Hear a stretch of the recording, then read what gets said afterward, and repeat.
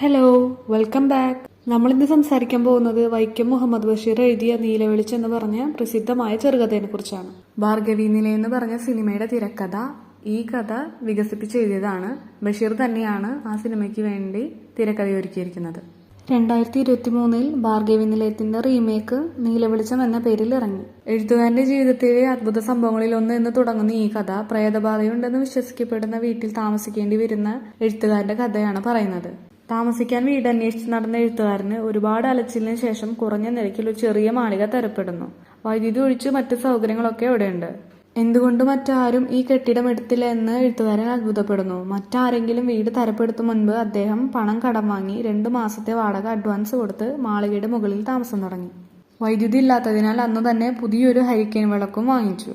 പ്രേതബാധയുണ്ടെന്ന് വിശ്വസിക്കപ്പെടുന്ന വീടാണതെന്ന് പിന്നീടാണ് അദ്ദേഹം അറിയുന്നത്. പോസ്റ്റ്മാനാണ് വിവരം എഴുത്തുകാരനോട് പറയുന്നത്. രാത്രിയിൽ പ്രേതം വാതിലുകൾ പടയെന്നടയ്ക്കുകയും പൈപ്പുകൾ തുറന്നിടുകയും ചെയ്യുമെന്ന് അയാൾ എഴുത്തുകാരനോട് പറയുന്നു. മാത്രമല്ല കഴുത്തിന് ഞെക്കിപ്പിടിക്കുമെന്നുകൂടി പോസ്റ്റ്മാൻ കൂട്ടിച്ചേർക്കുന്നു. എഴുത്തുകാരൻ നിസ്സഹായാവസ്ഥയിലാവുന്നു. 2 മാസത്തെ വാടക മുൻകൂറായി കൊടുത്തിട്ടുണ്ട്, അതും കടം വാങ്ങി. എന്തായാലും ഇനിയൊന്നും ചെയ്യാനില്ലാത്തതുകൊണ്ട് അതൊന്നും സാരമില്ല, അതൊക്കെ ഒരു മന്ത്രത്തിന്റെ പണിയേയുള്ളൂ എന്ന് ധീരതയോടെ അദ്ദേഹം പറയുന്നു. എല്ലാവരും ഭയപ്പെടുന്നതിനെ ഞാനും ഭയപ്പെടുന്നു, അതുകൊണ്ട് ഭീരുവാണെന്ന് തന്നെ പറയാമെന്ന് എഴുത്തുകാരൻ വായനക്കാരോട് പറയുന്നു. കൂടെ ഒരു ചോദ്യവും, ഇതുപോലുള്ള സന്ദർഭങ്ങളിൽ നിങ്ങൾ എന്താണ് ചെയ്യുക എന്ന്. പിന്നീട് അദ്ദേഹം ഒരു ഹോട്ടലിൽ കയറി ഭക്ഷണം വീട്ടിലെത്തിക്കേണ്ട കാര്യം പറയുന്നു. എന്നാൽ സ്ഥലം ഏതാണെന്ന് അറിയുന്നതോടെ ഹോട്ടലുകാരൻ പകൽ വേണമെങ്കിൽ എത്തിക്കാം, രാത്രി സാധ്യമല്ല, അവിടെ ഒരു സ്ത്രീ കിണറ്റിൽ ചാടി മരിച്ചിട്ടുണ്ടെന്ന് പറയുന്നു. അവിടെയുള്ളത് പെൺപ്രേതമാണെന്ന് അറിയുന്നതോടെ തന്റെ പകുതി ഭയം പോയി എന്നാണ് എഴുത്തുകാരൻ പറയുന്നത്. കിണറ്റിൽ ചാടി മരിച്ച സ്ത്രീയുടെ പേര് ഭാർഗവിയാണെന്ന് എഴുത്തുകാരൻ തന്റെ കൂട്ടുകാരിൽ നിന്നും അറിയുന്നു. ഇത്തരം ഒരു വീട് താമസിക്കാൻ തിരഞ്ഞെടുത്തതിൽ അവരെല്ലാം അദ്ദേഹത്തെ കുറ്റപ്പെടുത്തുന്നുണ്ട്. ഇതെല്ലാമായിട്ടും മറ്റു നിവൃത്തിയില്ലാത്തതിനാൽ പുതിയ വീട്ടിൽ തന്നെ താമസിക്കാൻ എഴുത്തുകാരൻ തീരുമാനിക്കുന്നു. അങ്ങനെ കിണറ്റിനരികിൽ ചെന്ന് എഴുത്തുകാരൻ ഭാർഗവിയോട് തന്റെ അവസ്ഥ വിവരിക്കുന്നു. 2 മാസത്തെ വാടക മുൻകൂറായി നൽകിയിട്ടുള്ള കാര്യവും തന്നെ കഴുത്തു ഞെരിച്ചു കൊന്നാൽ ആരും ചോദിക്കാനില്ലാത്ത ഒരു പാവമാണ് താനെന്നും അറിയിക്കുന്നു. ന്യായമായും ഇപ്പോൾ വീടും കിണറും തന്റേതാണെങ്കിലും അത് ഭാർഗവിയുമായി പങ്കുവയ്ക്കാൻ തയ്യാറാണെന്ന് എഴുത്തുകാരൻ അറിയിക്കുന്നു. മാത്രമല്ല തന്റെ സംഗീതാസ്വാദനത്തിൽ പങ്കുചേരാൻ ക്ഷണിക്കുകയും ചെയ്യുന്നു.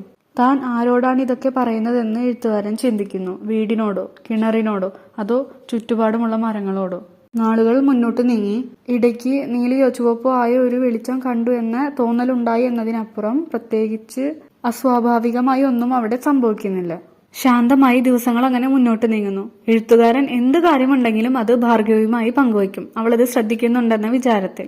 എന്നാൽ പതിയെ അദ്ദേഹം ഭാർഗവിയെ മറക്കുന്നു. അവളുടെ സാന്നിധ്യം ഓർമ്മിപ്പിക്കുന്ന ഒന്നും അവിടെ സംഭവിക്കുന്നുമില്ല. അങ്ങനെ ഇരിക്കെ ഒരു രാത്രി വൈകിയിരുന്ന് ഒരു കഥ എഴുതിക്കൊണ്ടിരിക്കെ എഴുത്തുകാരന്റെ ഹരിക്കൻ വിളക്ക് കരിന്തിരി കത്തികെട്ടു. വിളക്കിലൊഴിക്കാൻ എണ്ണ അന്വേഷിച്ച് സുഹൃത്തുക്കളുടെ താമസ സ്ഥലത്തേക്ക് പോയ എഴുത്തുകാരൻ അവിടെ സമയം ചെലവഴിക്കുന്നു.